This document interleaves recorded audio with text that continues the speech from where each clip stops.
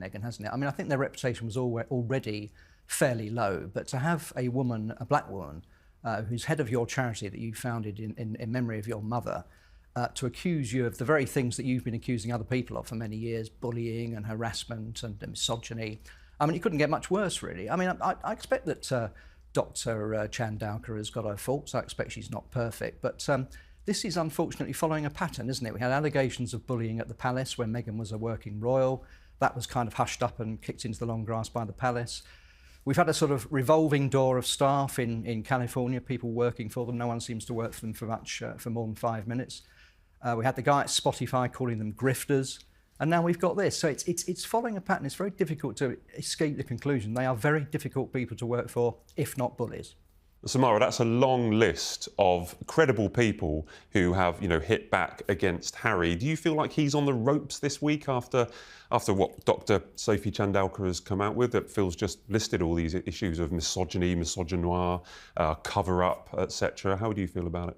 I mean, Harry's not just on the ropes. I think for brand Meghan and Harry, this is really, really rough, especially coming hot on the heels of, obviously, Meghan having her big launch this week. She's going to be putting all her jam and crepes on sale.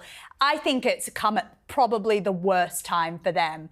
But it's a story that we've heard so many times. Meghan being a dictator in high heels, as famously said in the Vanity Fair piece. Jason Knauf coming out and just saying, they were bullies in the palace.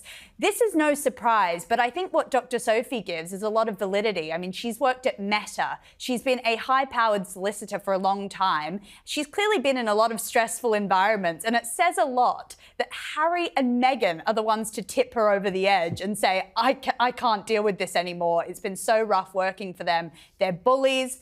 Misogynoir, I mean, that's something that Harry and Meghan said that the royal family dragged them through. So it's really interesting to see him get a taste of his own medicine right now. Well, yeah, it almost feels like it's the first time someone has really hit back against Harry. So many times he's thrown insults at everybody else. It's the first time he's actually in a little bit of a battle. One of the issues that I've picked up is is Dr. Sophie accused Harry of possibly being a toxic brand. So it's toxic to the charity. And this charity was really, really important to Harry. He set this up, almost in memory of his mother, Princess Diana, in conjunction with Prince Siso of Lesotho. It was really important to him, but she said that he's toxic and they were losing sponsors, Phil. I think what's happened is she was trying to modernise it. She thought that the whole operation ought to be moved to Africa. She thought that it wasn't a particularly good look for rich white people to be playing polo and for that to be the main source of income.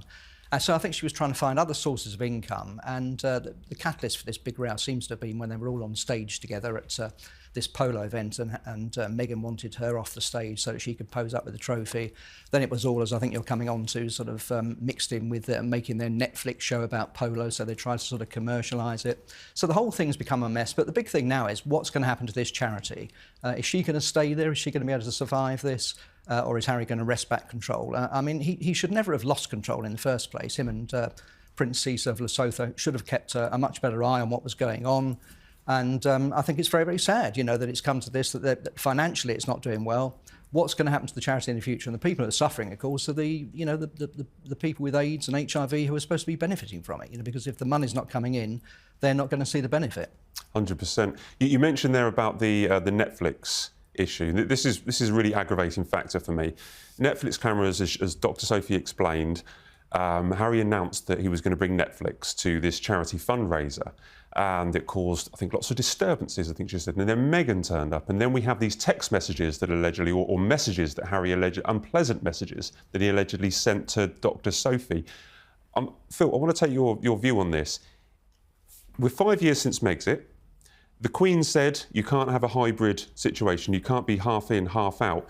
Is this incident here that Dr. Sophie has highlighted, does this justify what the Queen's decision 5 years ago to just send them on their own? Yeah, absolutely. The Queen saw it straight away. She saw the dangers of commercialising the royal family, combining a sort of a hybrid model of doing royal jobs and cashing in with commercial stuff. And that's exactly the sort of thing that she was trying to avoid. That's exactly the thing that she told them not to do.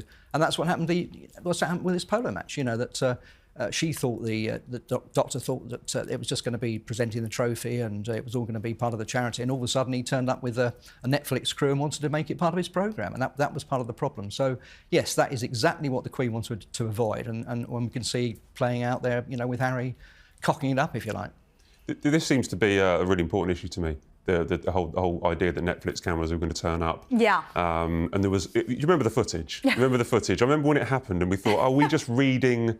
Are we reading too much into this? But it turns out that there was not just Harry and Dr. Sophie falling out, but clearly there's a bit of beef there between Meghan and Dr. Sophie.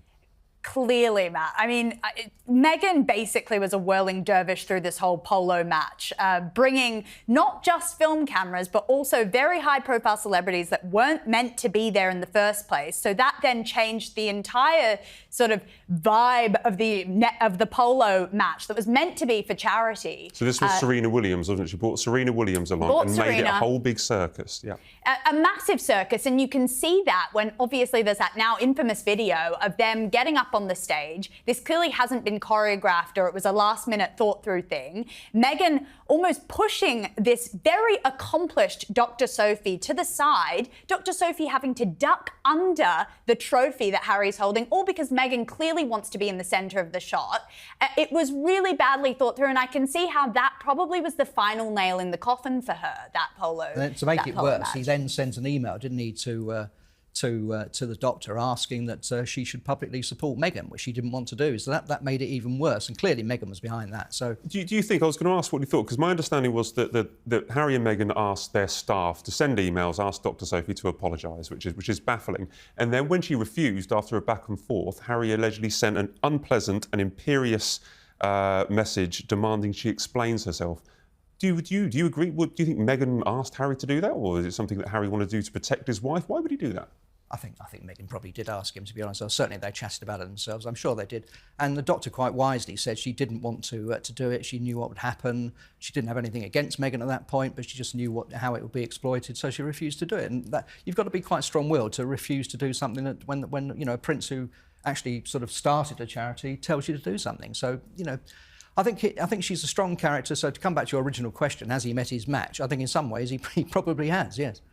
Who do you think, or Samara, who do you think wins? Because it's an ugly, ugly situation being played out in the press at the moment. Day after day, we're hearing news stories. Who wins between Harry and Meghan or Dr. Sophie? I completely trust Dr. Sophie on this one, because she just comes off a raft of people slating Meghan and Harry and having these horrific experiences with this troublesome twosome. I just think that, you know, they really, really have a bad record, and this is just kind of the cherry on top of it all for them. So I think that Dr. Sophie wins out of this. She comes in with class, with grace and sophistication, and Harry and Meghan kind of tossed to the wayside for this one.